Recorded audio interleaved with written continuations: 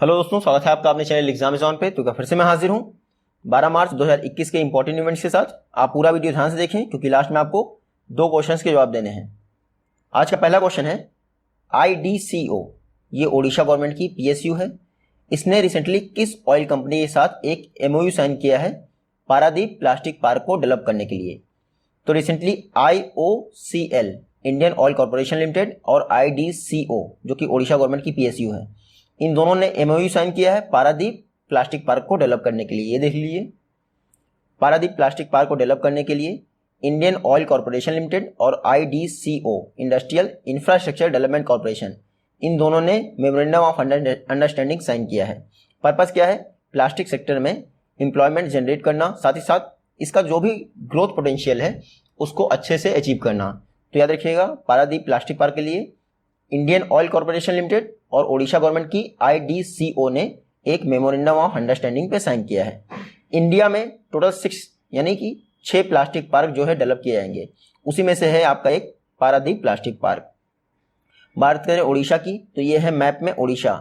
CM कौन है? नवीन Patnaik. Governor कौन है? गणेशी लाल। देखिए, एशिया की लार्जेस्ट सॉल्ट वाटर लेक जिसका नाम है चिल्का लेक, ये भी ओडिशा में है। उसके अलावा ये नेशनल पार्क है। और जो व्हीलर आइलैंड है उसका दूसरा नाम है अब्दुल कलाम आइलैंड, ये भी ओडिशा में है। नेक्स्ट क्वेश्चन है पल्लव मोहपात्रा, इनको रिसेंटली आरसीएल का नया चीफ बनाया गया है।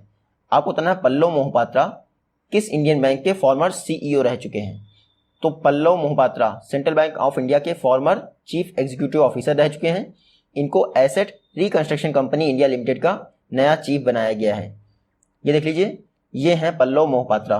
पहले ये सेंट्रल बैंक ऑफ इंडिया के CEO थे, रिसेंटली इनको asset reconstruction company India limited का नया चीफ बनाया गया है। देखिए, इनका 1 वर्ष का कूलिंग ऑफ पीरियड था, यानी बैंकों में अगर आप CEO हैं तो आपको 1 वर्ष तक कहीं जॉब नहीं करनी है, लेकिन गवर्नमेंट ऑफ इंडिया ने ये कूलिंग ऑफ पीरियड जो है वेव ऑफ कर दिया इनका।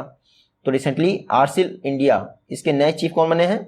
पल्लव मोहपात्रा, जो कि सेंट्रल बैंक ऑफ इंडिया के फॉर्मर CEO रह चुके हैं। बात करें आरसीएल इंडिया की, तो ये देख लीजिए 1911 में इसकी स्थापना हुई थी। हेडक्वार्टर इसका मुंबई में है और पल्लव मोहपात्रा इसके नए चीफ बन गए हैं। पल्लव मोहपात्रा ने किसको रिप्लेस किया है? तो विनायक बहुगुणा को रिप्लेस कर दिया है। ये याद रखिएगा, विनायक बहुगुणा 5 वर्ष तक इस पोस्ट पर बने रहे थे। नेक्स्ट क्वेश्चन है BBC India sport women of the year award 2021 के लिए किसने जीता है? तो BBC India sport women of the year award 2021 के लिए जीता है कोनेरू हम्पी ने।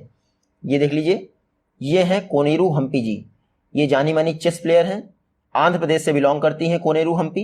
इन्होंने BBC India sport women of the year award जीता है 2021 के लिए। आपको याद होगा 2020 में केयंस कप हुआ था, इसको भी जीता था कोनेरू हम्पी ने। कोनेरू हम्पी को 2003 में अर्जुन अवार्ड मिला था, बाद में 2007 में पद्मश्री भी मिला था। BBC India sport women of the year award ये काफ़ी समय से BBC इंडिया द्वारा दिए जा रहे हैं और फर्स्ट एडिशन 2020 में दिया गया था PV सिंधु को। इस बार सेकंड एडिशन दिया गया है किसको? कोनेरू हम्पी को। कोनेरू हम्पी आंध्र प्रदेश से बिलोंग करती हैं और चेस प्लेयर हैं। PV सिंधु तेलंगाना से बिलोंग करती हैं और बाकी आपको पता ही है बैडमिंटन की प्लेयर है। नेक्स्ट क्वेश्चन है वुमेन एंटरप्रेन्योर्स को 10 लाख रुपए तक का लोन देने के लिए विकास आशा लोन स्कीम किस ग्रामीण बैंक ने लॉन्च की है? तो विकास आशा लोन स्कीम ये कर्नाटका विकास ग्रामीण बैंक ने लॉन्च की है। ये देख लीजिए, कर्नाटका विकास ग्रामीण बैंक, इन्होंने विकास आशा लोन स्कीम लॉन्च की है वुमेन एंटरप्रेन्योर्स को 10 लाख तक का लोन देने के लिए। ये जो विकास आशा लोन स्कीम है ये वुमेन एंटरप्रेन्योर्स के लिए ही है, आप देखिएगा, ताकि वो अपनी, जैसे उनको मशीन परचेस करना है, व्हीकल परचेस करना है, इक्विपमेंट परचेस करना है, तो अपनी जो ज़रूरतें हैं, बिजनेस रिलेटेड रिक्वायरमेंट्स हैं, उनको पूरा कर सकें। इसके लिए कर्नाटका विकास बैंक द्वारा विकास आशा लोन स्कीम लॉन्च की है। इसमें महिला उद्यमी को 10 लाख तक का लोन दिया जाएगा। कर्नाटका विकास आशा ग्रामीण बैंक, विकास ग्रामीण बैंक, ये रीजनल रूरल बैंक है, कैनरा बैंक द्वारा इसको स्पॉन्सर किया गया है। बात करें कर्नाटका विकास ग्रामीण बैंक की, 2005 में स्थापना हुई थी। हेडक्वार्टर कहाँ है? धारवाड़ कर्नाटका में। और चेयरमैन कौन है? पुत्तगंती गोपी कृष्णा। नेक्स्ट क्वेश्चन है एसेट मोनेटाइजेशन पर एक वर्चुअल वर्कशॉप नीति आयोग ने किसके साथ मिलकर ऑर्गेनाइज की है? तो एसेट मोनेटाइजेशन पर वर्चुअल वर्कशॉप नीति आयोग ने डिपार्टमेंट ऑफ इकोनॉमिक अफेयर्स के साथ मिलकर ऑर्गेनाइज की है। ये देख लीजिए, नीति आयोग और डिपार्टमेंट ऑफ इकोनॉमिक अफेयर्स, इन्होंने एसेट मोनेटाइजेशन पर एक नेशनल लेवल की वर्चुअल वर्कशॉप ऑर्गेनाइज की है। पर्पस क्या है? पर्पस ये है कि प्राइवेट सेक्टर को भी इन्वॉल्व किया जाए एसेट मोनेटाइजेशन में। अभी एसेट मोनेटाइजेशन में मोस्टली गवर्नमेंट सेक्टर ही इन्वॉल्व रहता है, लेकिन रिसेंटली जो डिपार्टमेंट ऑफ इकोनॉमिक अफेयर्स और नीति आयोग ने ये वर्चुअल वर्कशॉप की है एसेट मोनेटाइजेशन पर, उसमें कहा गया है कि अब प्राइवेट सेक्टर भी इसका पार्ट होगा। नीति आयोग की बात करें, फुल फॉर्म देख लीजिए, national institute for transforming India. स्थापना हुई थी 1 जनवरी 2015 को। योजना आयोग को रिप्लेस किया था इसने। हेडक्वार्टर आपको पता ही है न्यू दिल्ली में। इसके चेयरपर्सन हमेशा प्राइम मिनिस्टर होंगे। वर्तमान में कौन है? नरेंद्र मोदी जी। वाइस चेयरपर्सन कौन होंगे? राजीव कुमार जी हैं। और सीईओ कौन है? अमिताभ कांत। नीति आयोग में 5 परमानेंट मेंबर होते हैं, ये कई बार एग्जाम में पूछ लेते हैं। नेक्स्ट क्वेश्चन है, इसरो द्वारा किस स्पेस एजेंसी के साथ मिलकर सिंथेटिक आर्चर रेडार को डेवलप किया जा रहा है? तो सिंथेटिक आर्चर रेडार इसरो और नासा द्वारा ज्वाइंटली डेवलप किया जा रहा है। ये देख लीजिए, इसरो ने नासा के साथ मिलकर सिंथेटिक आर्चर रेडार जो है डेवलप किया है। इसका फुल फॉर्म है NASA ISRO synthetic Archer radar, यानी निसार। तो निसार प्रोजेक्ट किसका ज्वाइंट इनिशिएटिव है? नासा और इसरो का। खास बात क्या है? अर्थ ऑब्जर्वेशन के लिए पहली बार एल और एस बैंड दोनों को यूज किया जा रहा है इस सिंथेटिक आर्चर रेडार में। तो ऐसा पहला सैटेलाइट होगा निसार जिसमें एल बैंड और एस बैंड दोनों यूज किए जाएंगे। तो याद रखिएगा, 1 सेंटीमीटर से भी कम सरफेस की मैपिंग कर सकता है आपका एसआर, इतना अच्छा इसकी विजिबिलिटी होगी। तो निसार ये नासा और इसरो का ज्वाइंट मिशन है। फुल फॉर्म याद रखिएगा, NASA ISRO synthetic Archer radar. 2022 तक इसको लॉन्च करने की योजना है। कहां से लॉन्च किया जाएगा? आंध्र प्रदेश के श्रीहरिकोटा से। इसरो की बात करें, इंडियन स्पेस रिसर्च ऑर्गेनाइजेशन, 15 अगस्त 1969 को स्थापना हुई थी। फाउंडर कौन थे? विक्रम साराभाई, जिनको फादर ऑफ इंडियन स्पेस भी कहते हैं। हेडक्वार्टर इसरो का कहाँ है? बेंगलुरु में। और वर्तमान में डायरेक्टर कौन है? के सिवान। नेक्स्ट क्वेश्चन है, एक बुक है जिसका नाम है डायनेस्टी टू डेमोक्रेसी। आपको पता है ये डायनेस्टी टू डेमोक्रेसी ये किस पॉलिटिकल पर्सनालिटी की एक अनटोल्ड स्टोरी है? तो डायनेस्टी टू डेमोक्रेसी ये स्मृति ईरानी की या फिर स्मृति जुबिन ईरानी की अनटोल्ड स्टोरी है। ये देख लीजिए, स्मृति जुबिन ईरानी, इनकी अनटोल्ड स्टोरी है डायनेस्टी टू डेमोक्रेसी। इस बुक को लिखा किसने है? अनंत विजय ने लिखा है। अच्छा, डायनेस्टी टू डेमोक्रेसी क्यों लिखा गया है? अमेठी याद होगा, रायबरेली डिस्ट्रिक्ट के पास है अमेठी डिस्ट्रिक्ट, यूपी में। वहां से राहुल गांधी हमेशा चुनाव जीतते थे लोकसभा में। 2014 में स्मृति ईरानी इनके खिलाफ खड़ी हुई थी लेकिन हार गई थी। वही क्या हुआ, 2019 के लोकसभा चुनाव में स्मृति ईरानी ने अमेठी, जो कि कांग्रेस का गढ़ था, वहीं पे राहुल गांधी जो कि कांग्रेस के चीफ थे उनको हरा दिया था लगभग 55,000 वोटों से। तो स्मृति ईरानी की एक तरह से जर्नी पर यह बुक है आधारित। क्या नाम है? Dynasty to democracy. बुक लिखी किसने है? तो अनंत विजय ने लिखी है, आपको ये जरूर याद रखना है। नेक्स्ट क्वेश्चन है, प्रोजेक्ट 75 के तहत 3rd स्कॉर्पियन क्लास सबमरीन जिसका नाम है INS खरंज, ये इंडियन नेवी द्वारा किस इंडियन कोस्ट पर कमीशन की गई है? तो रिसेंटली INS खरंज को मुंबई के मंझगांव डॉकयार्ड लिमिटेड में कमीशन किया गया है। कहाँ पे? मंझगांव डॉकयार्ड लिमिटेड जो कि मुंबई में है, वहीं पर 3rd स्कॉर्पियन क्लास सबमरीन को प्रोजेक्ट 75 के तहत कमीशन किया गया है। ये है INS खरंज। RBI में पूछ लिया था कि INS खरंज जो है ये स्कॉर्पियन क्लास सबमरीन में कौन सा पार्ट है? तो 3rd पार्ट था ये हम लोग कितनी बार पढ़ चुके थे, लेकिन हो सकता है दिमाग से उतर जाती हैं चीज़ें, तो हो सकता है टिक ना हो पाया हो। लेकिन ये मैंने आपको ये भी पढ़ाया था कि INS कलवारी पहली थी, INS खंडेरी दूसरी थी और अब INS खरंज तीसरी है। तो रिसेंटली मंझगांव डॉकयार्ड लिमिटेड में INS खरंज को कमीशन किया गया है इंडियन नेवी में। देखिए मैं आपको बता दूं, प्रोजेक्ट 75 इसके तहत 6 सबमरीन डेवलप की जा रही हैं स्कॉर्पियन क्लास सबमरीन। उसमें आपकी पहली 3 हो गई INS कलवेरी, INS खंडेरी और INS करंज। उसके बाद INS वाक्सीर होंगी, ऐसे करके और सारी बनेंगी, याद रखिएगा। तो प्रोजेक्ट 75 6 सबमरीन बननी है स्कॉर्पियन क्लास की। नेक्स्ट क्वेश्चन है, क्रिसिल रिपोर्ट के अनुसार फिनेंशियल ईयर 2022 में इंडिया की जीडीपी ग्रोथ रेट क्या रहेगी? तो क्रिसाइल की रिपोर्ट के अनुसार फिनेंशियल ईयर 2022 में इंडिया की जीडीपी ग्रोथ रेट 11% रहेगी। कितनी? 11% रहेगी। तो जैसा कि आपके इकोनॉमिक सर्वे ने कहा था, लगभग वैसा ही कहा है क्रिसिल ने कि इंडिया की जीडीपी ग्रोथ रेट जो 1 अप्रैल से फिनेंशियल ईयर शुरू हो रहा है उसमें 11% रहेगी। लेकिन क्रिसिल ने यह भी कह दिया है कि इतना आसान नहीं होगा, हमें काफ़ी ज़्यादा एफर्ट करने पड़ेंगे क्योंकि अर्बन पुअर जो है इनका बिजनेस प्रभावित हुआ है, स्मॉल बिजनेसेस प्रभावित हुए हैं। तो याद रखिएगा, क्रिसिल ने कहा है कि फिनेंशियल ईयर 2022 के लिए जो इकोनॉमिक ग्रोथ रेट है वो 11% रहेगी। क्रिसिल की बात करें तो S&P ग्लोबल जो आपकी क्रेडिट रेटिंग एजेंसी है उसकी ये सब्सिडरी है। 1987 में क्रिसिल की स्थापना हुई थी, मुंबई में इसका हेडक्वार्टर है। CEO कौन है? आयुष सुयस। और क्रिसिल में चीफ इकोनॉमिस्ट कौन है? धर्मकीर्ति जोशी। कुछ समय पहले OECD organisation for economic cooperation and development OECD ने कहा था कि इंडिया की GDP growth rate financial year 2022 में 12.6% रहेगी। नेक्स्ट क्वेश्चन है, ICC द्वारा फरवरी मंथ के लिए ICC player of the month award किसको दिया गया है? तो अब हर महीने के लिए ICC player of the month award जारी होता है। जनवरी मंथ के लिए ऋषभ पंत को मिला था, फरवरी मंथ के मिला है रविचंद्रन अश्विन को। तो ये ICC men's player of the month award है, रविचंद्रन अश्विन को मिला है। देख लीजिए, रविचंद्रन अश्विन ऑलराउंडर है इंडिया के, आपको पता ही होगा, स्पिन बॉलिंग करते हैं। ये तो मेल कैटेगरी में हो गया, अश्विन को ICC फरवरी मंथ के लिए player of the month award मिला है। अगर ये फीमेल कैटेगरी में देख लिया है तो इंग्लैंड की जो ओपनर बैट्समैन है टैमी ब्यूमॉन्ट, उनको फीमेल कैटेगरी में ICC player of the month award मिला है फरवरी के लिए। तो इतना याद रखिएगा। ICC की बात करें, इंटरनेशनल क्रिकेट काउंसिल 1909 में स्थापना हुई थी, हेडक्वार्टर है इसका दुबई में। ICC के चेयरपर्सन कौन अपॉइंट हुए हैं? ग्रेग बार्कले, जो कि न्यूजीलैंड से बिलोंग करते हैं। और CEO कौन है ICC के? मनु सावनी। नेक्स्ट क्वेश्चन है, 2021-22 के लिए किस स्टेट या फिर UT गवर्नमेंट द्वारा पैट्रियोटिज्म यानी कि देशभक्ति बजट पेश किया गया है 69,000 करोड़ का? तो देशभक्ति बजट या फिर पैट्रियोटिज्म बजट ये दिल्ली गवर्नमेंट ने पेश किया है फिनेंशियल ईयर 2020 के लिए। 69,000 करोड़ का ये देशभक्ति बजट है जो कि दिल्ली गवर्नमेंट ने लॉन्च किया है। ये देख लीजिए, देशभक्ति या पैट्रियोटिज्म बजट 69,000 करोड़ का बजट है, दिल्ली गवर्नमेंट ने लॉन्च किया है। जो इंडिया की 75th इंडिपेंडेंस एनिवर्सरी हो रही है, 75 वीक्स के लिए दिल्ली गवर्नमेंट द्वारा डिफरेंट प्रोग्राम रन किए जाएंगे। उसी के साथ दिल्ली गवर्नमेंट ने एक आम आदमी निःशुल्क कोविड वैक्सीन योजना है, उसके लिए भी 50 करोड़ अनाउंस किए हैं। दिल्ली गवर्नमेंट का टारगेट है कि दिल्ली में रहने वालों की पर कैपिटा इनकम को 2047 तक सिंगापुर के लेवल पर ला दिया है। तो वर्तमान में जो सिंगापुर की पर कैपिटा इनकम है वही दिल्ली की भी होनी चाहिए 2047 तक, ये दिल्ली गवर्नमेंट का टारगेट है। तो याद रखिएगा, पैट्रियोटिज्म या फिर देशभक्ति बजट दिल्ली गवर्नमेंट ने बनाया है, 69,000 करोड़ इसके लिए एलोकेट किए गए हैं। दिल्ली इंडिया की कैपिटल कब बनी थी? 1911 में। इसके पहले कोलकाता दिल्ली की कैपिटल थी। देखिए, दिल्ली की जो लेजिस्लेटिव असेंबली है इसको स्पेशल पावर दी गई है। 1993 में एक अमेंडमेंट आया था, कॉन्स्टिट्यूशनल अमेंडमेंट आया था, 69th constitutional amendment.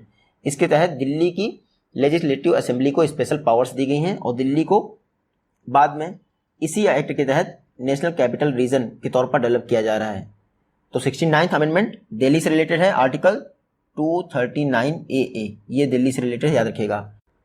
World kidney day 2021 यानी विश्व किडनी दिवस 2021, इसको किस डेट को सेलिब्रेट किया गया है? तो 11 मार्च को वर्ल्ड किडनी डे ऑब्जर्व किया गया है। पर्पस क्या होता है? पर्पस ये होता है किडनी रिलेटेड डिजीज के विषय में लोगों को अवेयर करना। जो world kidney day steering committee है उसके द्वारा 2021 को living well with kidney disease के तौर पर घोषित किया गया है। तो 2021 जो वर्ष है वो world kidney day steering committee द्वारा living well with kidney disease के तौर पर घोषित किया गया है। 11 मार्च को किडनी डे होता है। कुछ समय पहले किडनी रिलेटेड एक और न्यूज चर्चा में थी। इंडिया का बिगेस्ट किडनी डायलिसिस हॉस्पिटल कहाँ बन रहा है? दिल्ली में बाला साहिब गुरुद्वारा है, वहीं पर इंडिया का बिगेस्ट किडनी डायलिसिस हॉस्पिटल बन रहा है। और सबसे बड़ी बात मैंने आपको बताई थी, फ्री ऑफ कॉस्ट, यहाँ पे कैश काउंटर होगा ही नहीं। नेक्स्ट क्वेश्चन है, इंडिया की फर्स्ट सिनेमा पर्सनालिटी कौन बन गए हैं जिनको FIAF अवार्ड से सम्मानित किया गया है? तो अमिताभ बच्चन इंडिया की फर्स्ट सेलिब्रिटी हैं जिनको FIAF अवार्ड से सम्मानित किया जाएगा। ये देख लीजिए, ये है अमिताभ बच्चन जी, इनको FIAF यानी international federation of film archives इसके द्वारा अवार्ड यानी सम्मानित किया जाएगा। पहली इंडियन सिनेमा पर्सनालिटी है जिनको FIAF अवार्ड से सम्मानित किया जाएगा। FIAF award film heritage foundation द्वारा दिया जाएगा। फिल्म हेरिटेज फाउंडेशन के फाउंडर कौन थे? शिवेंद्र सिंह, याद रखिएगा। International federation of film archives 1938 में स्थापना हुई थी, ब्रसेल्स बेल्जियम में इसका हेडक्वार्टर है। तो याद रखिएगा, FIAF अवार्ड पाने वाले पहले भारतीय कौन बन गए हैं? अमिताभ बच्चन जी। नेक्स्ट क्वेश्चन है, ministry of electronics and information technology द्वारा recently digital payment score board list जारी की गई है। आपको बताना है digital payment score board list को किस इंडियन बैंक ने टॉप किया है। तो हर बार की तरह SBI ने इस बार भी digital payment score board list को टॉप कर दिया है, जो कि जारी की गई है ministry of electronics and information technology द्वारा। लगातार तीसरे महीने, थर्ड मंथ जो है SBI ने इसको टॉप किया है। डिजिटल पेमेंट स्कोर बोर्ड, इसमें ये देखा जाता है कि डिजिटल पेमेंट करवाने में कौन सा फिनेंशियल इंस्टीट्यूशन आगे है। तो लगातार तीसरे मंथ SBI ने टॉप किया है, याद रखिएगा। SBI के विषय में बताया गया है कि सबसे ज़्यादा डेबिट कार्ड SBI ने ही जारी किए हैं, लगभग 290 मिलियन डेबिट कार्ड जारी किए हैं, जो कि 30% मार्केट को होल्ड करते हैं। 290 मतलब लगभग 29 करोड़ डेबिट कार्ड SBI ने अकेले जारी किए हैं, जिससे टोटल मार्केट शेयर का लगभग 29% ट्रांजैक्शन इसी के द्वारा होता है। SBI की बात करें तो देखिए, इंडिया में 3 प्रेसिडेंसीज बैंक थी, इनको मिलाकर 1921 में इंपीरियल बैंक ऑफ इंडिया बनाया गया था। उसी को 1955 में SBI बना दिया गया, जिसका हेडक्वार्टर है मुंबई में। दिनेश कुमार खारा इस समय SBI के चेयरपर्सन हैं। नेक्स्ट क्वेश्चन है, रिसेंटली प्रेसिडेंट रामनाथ कोविंद जी द्वारा किसको ऑनर्ड, मतलब कि बैटन ऑफ ऑनर दिया गया है, साथ ही साथ लेटर ऑफ एप्रिसिएशन दिया गया है। तो किरण बेदी जी, जो कि पुदुचेरी की लेफ्टिनेंट गवर्नर थी, उनको प्रेसिडेंट रामनाथ कोविंद जी द्वारा बैटन ऑफ ऑनर दिया गया है, साथ ही साथ लेटर ऑफ एप्रिसिएशन दिया गया है। ये देख लीजिए, ये है किरण बेदी, ये हैं हमारे प्रेसिडेंट रामनाथ कोविंद जी। इनको बैटन ऑफ ऑनर दिया गया है और लेटर ऑफ एप्रिसिएशन दिया गया है। क्यों? क्योंकि पुदुचेरी में जब लेफ्टिनेंट गवर्नर थी, इन्होंने बेहतरीन काम किए, उसके लिए प्रेसिडेंट रामनाथ कोविंद जी द्वारा इनको baton of honour and letter of appreciation दिया गया है। आपको मैंने पढ़ाई था, किरण बेदी को पुदुचेरी की लेफ्टिनेंट गवर्नर पद से हटा दिया गया था। इनके हटने के बाद जो वहाँ की कुमार स्वामी सरकार थी वो भी गिर गई थी। हालांकि किरण बेदी की जगह पर पुदुचेरी का लेफ्टिनेंट गवर्नर किसको बनाया गया था? तमिलसाई सौंदरराजन को, जो कि वर्तमान में तेलंगाना की गवर्नर भी हैं। यह क्वेश्चन है, किस आर्म फोर्स द्वारा हर वर्ष 10 मार्च को अपना रेजिंग डे मनाया जाता है, लेकिन इस बार 52nd रेजिंग डे यानी स्थापना दिवस था। तो recently CISF central industrial security force, इसने अपना 52वां स्थापना दिवस मनाया है। कब? 10 मार्च को। ये देख लीजिए, central industrial security force her वर्ष 10 मार्च को अपना स्थापना दिवस मनाती है। इस बार 2021 में इसने 52वां स्थापना दिवस मनाया है। जो CISF है, इसका मोटो क्या है? प्रोटेक्शन एंड सिक्योरिटी, यानी सेवा एवं सुरक्षा, कुछ ऐसे करके मोटो है। प्रोटेक्शन एवं सिक्योरिटी याद रखिएगा। CISF को 1969 में स्थापित किया गया था, लेकिन इसको स्टैच्यूरी रेगुलेशन मिला था कब? 1983 में। इंडिया में 6 पैरामिलिट्री फोर्स हैं और 5 आर्म फोर्सेज हैं। उनमें से एक है हमारी CISF central industrial security force. Total 12 reserve battalion है और 8 ट्रेनिंग इंस्टीट्यूट हैं, याद रखिएगा।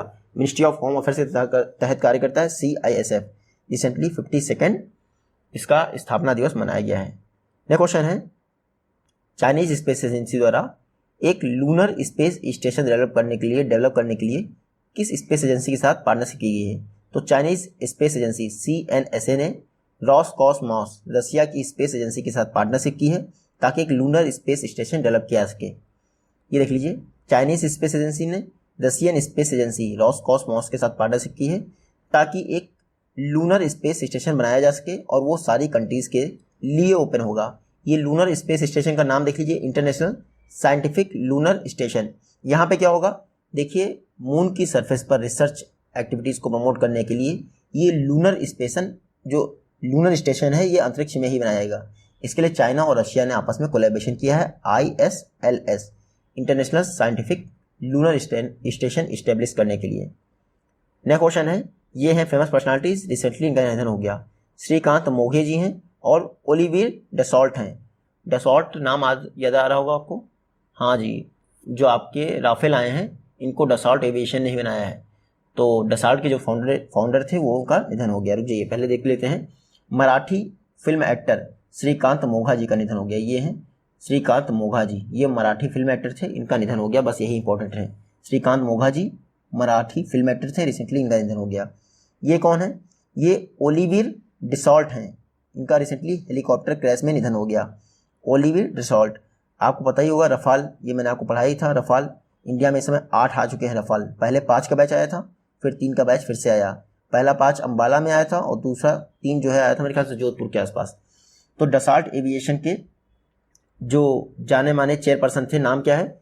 Olivier Dassault. इनका हेलीकॉप्टर क्रैश में निधन हो गया। तो याद रखिएगा, ओलिवियर डसॉल्ट फ्रांस से बिलोंग करते थे, डसॉल्ट एविएशन के चेयरपर्सन थे। ये आज की वीडियो से क्वेश्चन है, आप आसानी से इनका जवाब दे ही लेंगे। जल्दी मिलते हैं आपसे नेक्स्ट वीडियो में, तब तक के लिए take care, goodbye and जय हिंद।